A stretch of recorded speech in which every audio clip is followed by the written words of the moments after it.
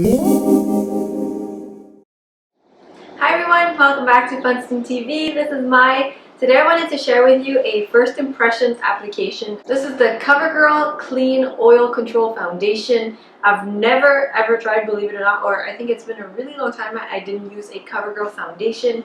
And this was on sale. It was really inexpensive at the drugstore, so I thought I would give it a shot. This was $6 on sale, so I thought that was a really good deal. They offer a good range of shades, but I had a hard time finding a shade that could match me. I feel like they're all a bit too pink undertone or like very orangey, so there's nothing that's really neutral in tone. So I grabbed the shade 545 Warm Beige, so we're gonna see how it applies like on my skin. I feel like this would be the closest match to me, so we'll see if I can maybe work with it and see how it applies. So they say this is designed for oily complexions to help whisk away shine. It's unscented, it's 100% oil free, it's suitable for sensitive skin, it has a matte finish and leaves skin looking and feeling fresh. They say to use it with the Clean Oil Control Pressed Powder in the blue compact for a fresh finish.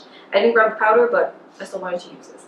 So we'll see how it goes. I feel like this would be really good now that the temperature's warmed up, so I'm going to wear it throughout the day and see what it looks like at the end of the day. So as per always, I'm going to be applying it half of my face with a beauty blender and half of my face with a sponge, and we'll see how it looks. So this comes in a glass bottle. I feel like it's good, it's good packaging. However, it doesn't offer a pump, which is unfortunate that today some foundations still don't come with a pump, but you know, it's drugstore. It's 30 milliliters, so very standard for like other foundations. So let's just apply it.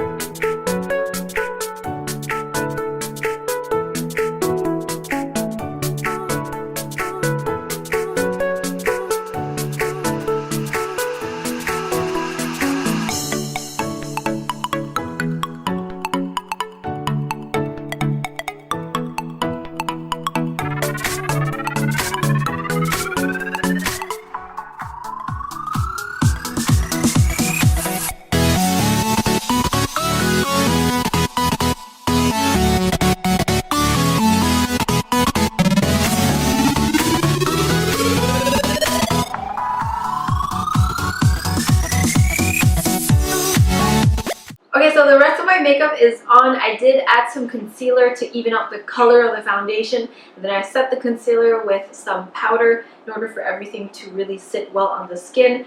I do notice that you get a lot better coverage with a brush rather than a sponge, so there's better coverage on this side of my face. You know, obviously the beauty blender is damp when you apply it, so it's going to absorb some of the product and it's not going to give you as much of a heavy coverage.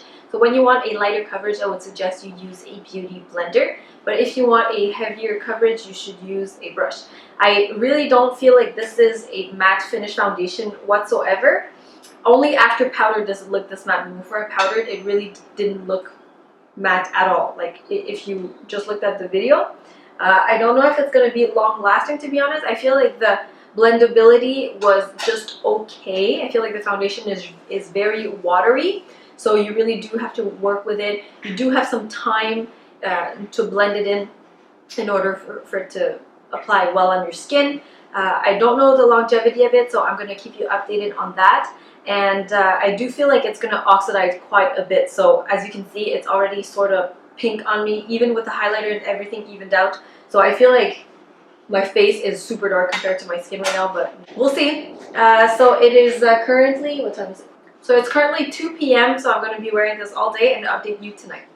Hello! So it is now about, what time is it? Okay, so it is now 11 p.m. which means I've had this foundation on for about 9 hours, and this is what it looks like. I feel like I'm very shiny, I'm very oily. It does not feel so heavy on the skin, which is nice, but I feel like the foundation broke up. The foundation is breaking up around the nose, and I feel like I'm like really shiny between the eyebrows, not the forehead. So it's not the most long-lasting of foundation, and it's not matte finish whatsoever. This is not highlighted. I even powdered and applied some makeup setting spray, and I feel like my makeup really expired and I need to take it off. So for the price, I mean, it's an okay foundation.